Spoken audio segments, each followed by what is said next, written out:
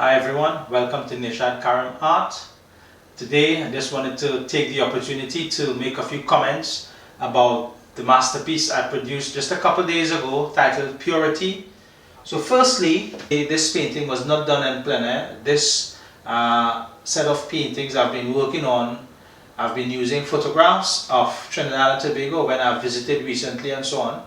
It's quite difficult to or the approach is very different to when you're painting in plein air rather than or compared to painting from photographs. So the first thing is when I start off from a photograph is to ensure that the canvas is the same shape as the picture. So firstly, you can see it's a rectangular shape. So my photograph obviously has the same sort of shape. I was working from just an A4 size, and the dimension of this canvas was in proportion to the size of an A4. A second thing to bear in mind is that, remember, you're working on a flat picture plane. The picture plane is the surface on which you're working on. So in terms of how you break up the space, the picture plane, for example, if I actually divided this canvas into half and then again into half again, and we end up with 4 quadrants, then that's one way you could divide up the space. There are many other artists, not just landscape artists, but there are many other artists who, when they paint, and more specifically portrait artists, what they do is they create a grid on their landscape, which makes it a bit easier in terms of if you're working from photographs. I don't normally use grids. I just start painting. I mean, again, it depends on your skill with drawing. Once you know you can draw and you can get lines down accurately, you can get things into perspective and position properly, then you find that your perspective is more accurate. So the first thing is, as I said, getting the shape of the canvas, matching it up to the photograph you're working from, and to think of, okay, how you're laying things down on your picture plane. So for example, in this first quadrant here, which is this quarter of my picture, I sort of like laid out my background. Now the background is that part of the image that is furthest away from the viewer. So the background would be the distance behind there, those trees all the way back there with the lighter colors. That seems a bit faded. Through these greens you can see some really light colors. Through, if you were looking through, is the furthest distance from the viewer. So that's the background. And there's a saying when you're working with colors, that with the colors that recede the furthest or in the background, you say they have lighter lights and lighter darks. So in other words, your light colors, they're very light, they're muted, and your darks, they're also light, they're not as intense or as dark. Something to mention on that point, in this painting I didn't use any black at all. And in most of my paintings I refrain from using blacks because you could get a range of dark colors without using blacks. And I'll explain a bit further as I carry on and give you an explanation into my process. So in terms of my background, which as I said is in this first quadrant here, that's these dark trees here, and then these lighter trees and the foliage coming across, and you can see the sky through. So that sky is actually the furthest thing in the back. So that area is the background and it's in the first quadrant. Now following the background, then we have the middle ground. And the middle ground is that bit that is not the furthest, but neither is it the closest to the viewer. So it's that bit that is in the middle. It's for example, if this is a flat surface, it's like if I took this canvas and let's say I had to put this image onto a paintbrush like this, then this is like the depth. So my background would be here, which is the sky, which is this part here, which would be here in the middle with the trees at the back as well, and the middle ground would be here, and then you have the front of the painting, which I'll get to soon. So the middle ground will actually be the bit that's in the middle. So in terms of the distance from where the viewer is looking, you have the background, which is all the way to the back, and then the middle ground is the bit that's in the middle, which is a bit closer, which would mean like these rocks here, the bit of the stream that's coming down, the back part of the river that's there, and then where you have this set of foliage here that has sort of like the blue greens in it, where you have the light filtering through, and you get these different values, these hues, where you have purples and blue greens and so on, because of the light mixing through with the blue.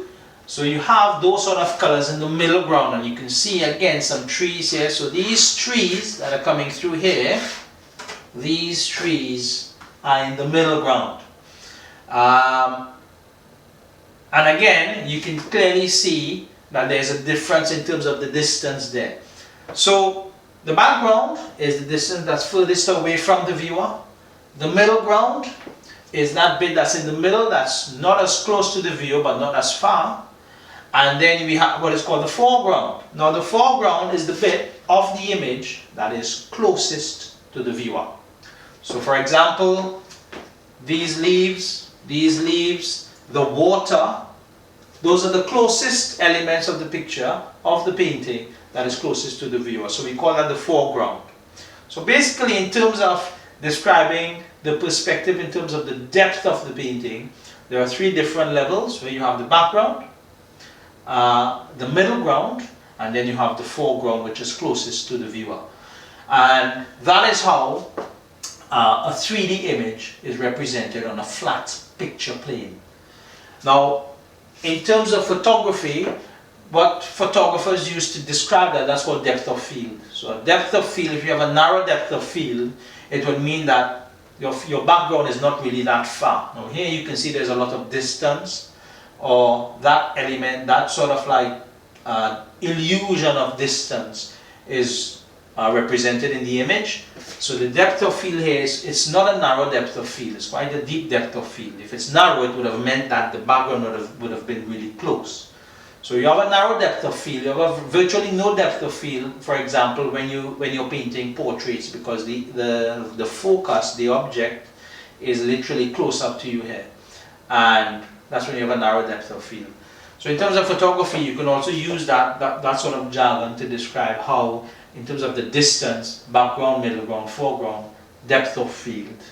So I hope that's a little tip there for you, something that you understood or you never had understood before. Now, another thing is, in terms of my colors, as I said, I literally used no black here at all. So my color palette for this would have just been a range of yellow, so maybe lemon yellow, cadmium yellow. I would have used sap green, a bit of hooker's green, and I would also use cerulean blue, and a bit of red, a bit of brown. Because red and brown, what they do is they darken green. They're the complementary colors on the color wheel. Sorry. And if you wanted to get a bit more information, you could check out my video on color mixing, on complementary colors, and how to darken other colors using complementaries. And the green, to darken these greens here, so you can see here, I've used lots of the dark values here. This is actually purple and blue and green. These dark greens here in between, dark shadowy bits in the foliage, those are also greens. They're not black. It is actually hooker's green with a bit of red, brown, and some Prussian blue, and that gives me that sort of dark value. In the back, I've used a bit of lemon yellow and sap green, which is a sort of neutral green with white. So for my background, as I said, in terms of your colors, remember, in the background, in colors that are in the distance in the background, we have lighter lights and lighter darks. Colors that are closer to you, because they are closer to you, they seem to have more detail. So artists say, colors that are closest to you, they have brighter brights and darker darks. So the bright values, your light is going to be very bright. So for example here, it's really bright. Here it stands out. So this bright is completely a different bright compared to the rest of the painting. And my dark colors as well here, this dark here, these darks in between are a completely different dark to the rest in the middle ground and in the background. So that's a little trick, a little saying you can keep in your head to remember in terms of your color values, that colors in the distance, you have lighter lights and lighter darks, and objects to the front or anything closest in the foreground that is closest to the viewer, you have brighter brights and brighter or darker darks. And that applies to all painting genres, whether you're doing still life, whether you're doing watercolor, portraiture, especially if you're doing pencil work and charcoal and so on, and you're shading in monochromatic work. You know that, okay, then to achieve distance, especially with monochromatic work, you need to know about how to use your range and your values and so on in terms of lighter lights and darker darks and brighter brights and lighter brights and lighter darks, sorry. So that is basically how I sort of like approach my painting. And again, you could see I've not painted every single leaf. I've used my brushes, the brushes that give me special marks, starting off with the sky. And I didn't paint the entire thing, I just started off a bit in this region here. Then I started off with my leaves, using my fan blenders and a couple of other filberts and so on to do the leaves in the back with my light lights and my lighter darks to get that background, the light faded colors. And then with the blue and purple mixed into the green for the middle ground and the trees. Again, it's a range of browns and reds and greens and blues because green is such a versatile color. In my opinion, it's the color where you can get the most amount of values from. So with greens, it takes a lot of skill to mix, and because you can mix green with any other color to get a different green. You can even mix black. If you're skillful enough, you can mix black with very little color, and where you can get things like olive green and dark, sort of like sap greens and so on. So again, with me in the middle ground, using lots of blues, greens, purple. When I'm painting my colors, I always use red, blue, and purple is critical because it creates that sort of like definition in terms of distinguishing between the middle ground and the background. And then in the foreground, again, very bright, my lemon yellow with Hooker's green gives me that sort of vibrant, bright green as well. You can see this how it jumps out here. And these little differences in values make your perspective a bit more realistic. So there you have it, guys. Just one more quick thing. When you're painting as well with your landscapes, landscapes should not just be one plain image. You should question yourself and challenge yourself to always have an image within an image. So for example, this painting could actually be two paintings. It could have been two panels where, for example, if I did this, you can see that this composition here could be an independent painting.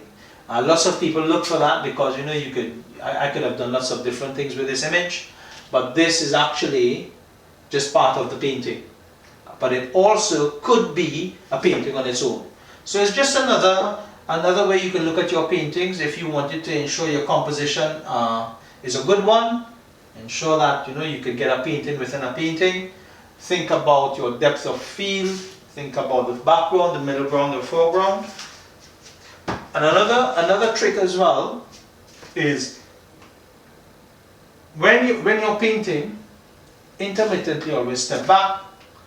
Look at it from a distance. When I paint, I'm always moving back and forth to get that sense of depth, that sense of space. But also, I take lots of photos and I keep a journal. And what I do is I keep photographs, but I photograph in black and white.